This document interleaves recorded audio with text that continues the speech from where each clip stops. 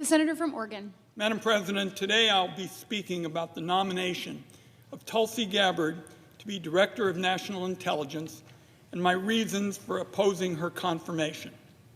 First, I believe the Senate must consider with its nomination the examples of blatant lawlessness of the administration.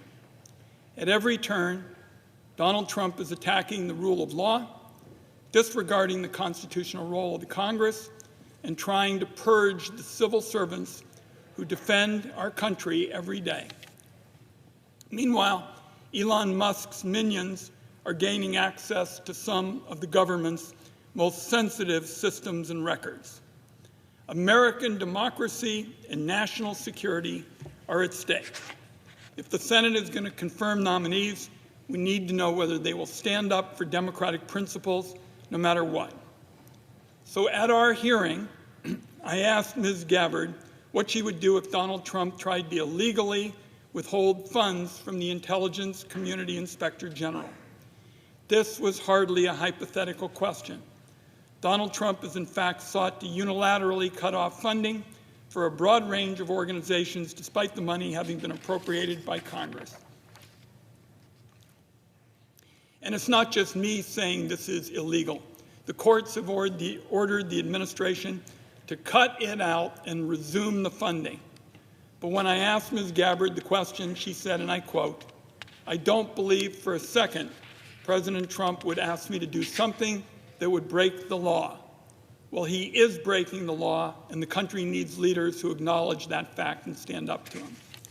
My concerns about Ms. Gabbard are also based on her recent turn towards extreme partisanship.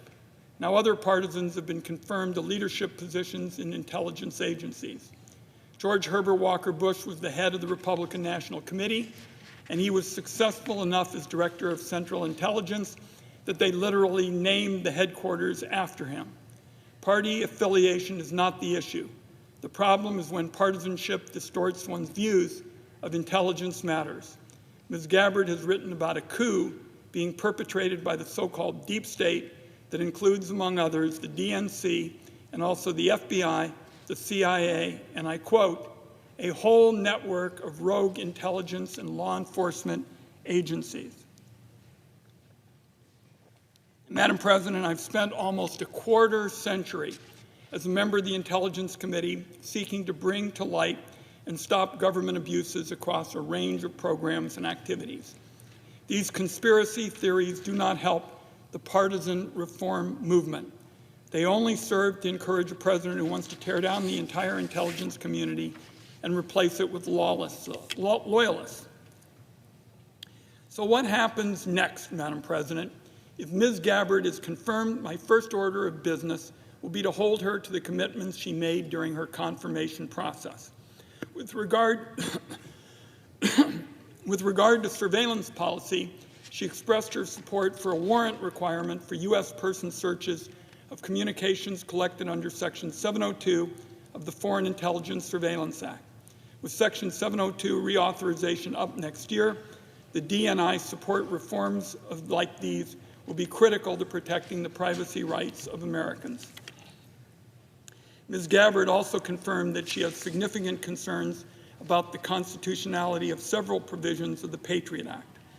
Importantly, she opposed mandated backdoors into encrypted communications would threaten both Americans' privacy and national security. As she stated during her hearing, these backdoors lead down a dangerous path that can undermine Americans' Fourth Amendment rights and civil liberties. We are living in a time of increasingly devastating cyber breaches, including the Salt Typhoon compromise of our telecommunications infrastructure.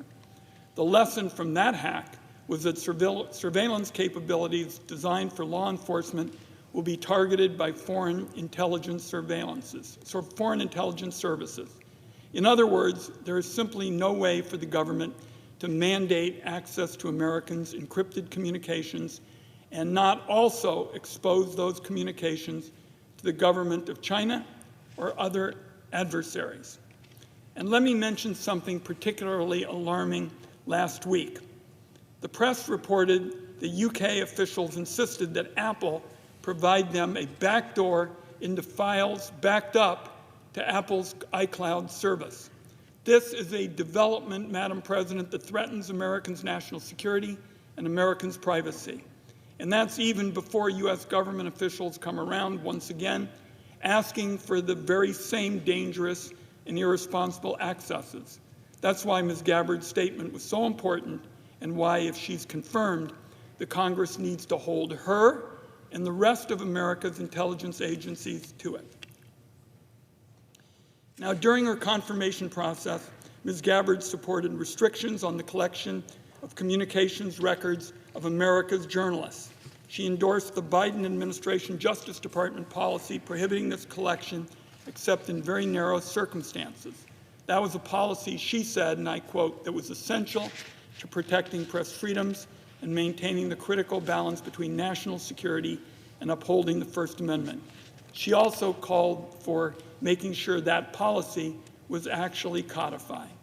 So I asked Ms. Gabbard about the collections of communications records of congressional members and staff, as was detailed in a Department of Justice Inspector General report released late last year. She argued that the spying on Congress was a significant breach of the Constitution and separation of powers, and most importantly, she endorsed reforms to keep it from happening again. During this confirmation process, she also confirmed that the Government Accountability Office should audit the intelligence community to ensure that it's not targeting Americans outside of the Foreign Intelligence Surveillance Act. She also expressed support for the Public Interest Declassification Board, which has the task of promoting transparency. And finally, I asked Ms. Gabbard whether intelligence agency whistleblowers must have a clear path to the Senate Intelligence Committee and don't need permission from agencies to talk to the members.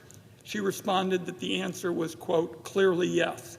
Given Donald Trump's ongoing attacks on public servants defending the rule of law, that protection of whistleblowers that we discussed may be one of the most important principles of all. Let me wrap up this way, Madam President.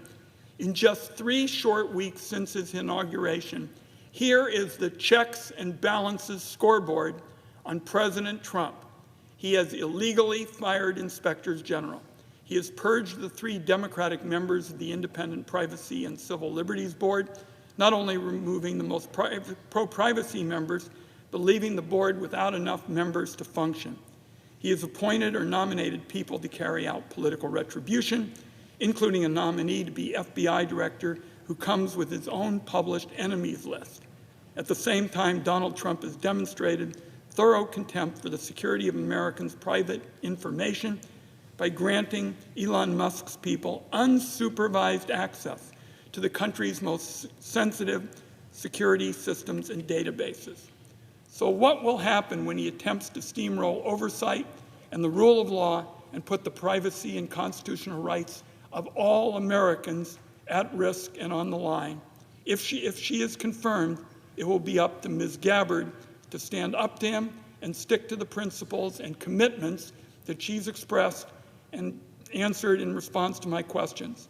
It will be our responsibility to assure that she does just that. I yield the floor.